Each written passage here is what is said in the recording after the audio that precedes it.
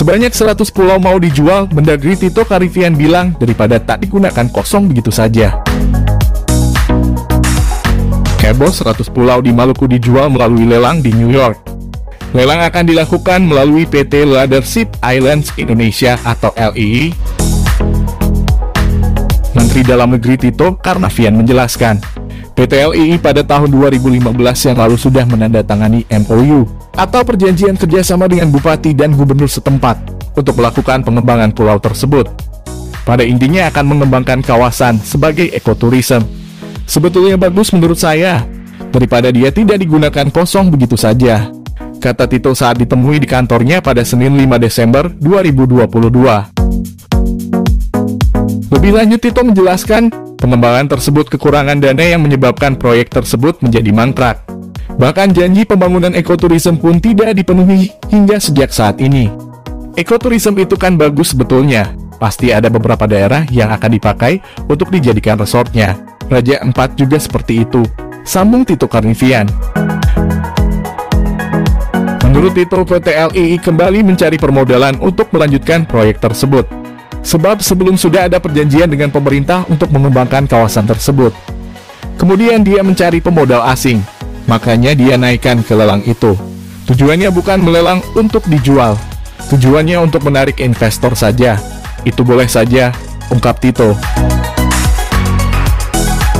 Meski demikian, menurut Tito Karnavian, yang tidak boleh adalah balik nama pulau tersebut menjadi atas nama asing. Sehingga Kepulauan Widi masih milik Indonesia, namun dikelola asing. Kita juga melihat kebutuhan daerah. Ini kan juga mendatangkan PAD atau pendapatan asli daerah lapangan pekerjaan. Kalau seandainya bisa dikelola dengan baik, pungkas Tito Karnavian.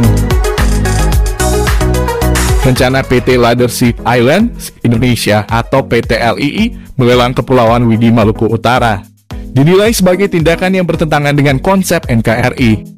Sebab hal itu berpotensi jadi ancaman bagi kedaulatan Indonesia.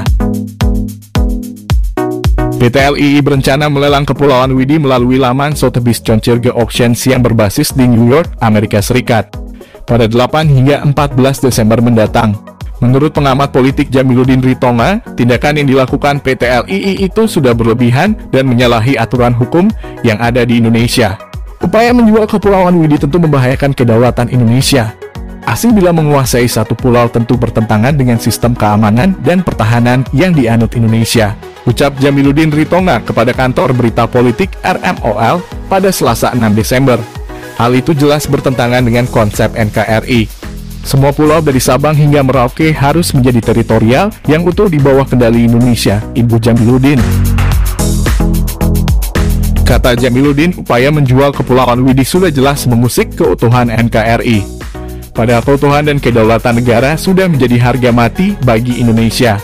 Karena itu Jamiluddin mendesak MOU PT LII dengan Pemprov Maluku Utara ditarik secara permanen. Kemudian hak mengelola pariwisata bahari dikembalikan kepada pemerintah setempat. Tindakan tegas itu diperlukan karena berkaitan dengan keutuhan NKRI.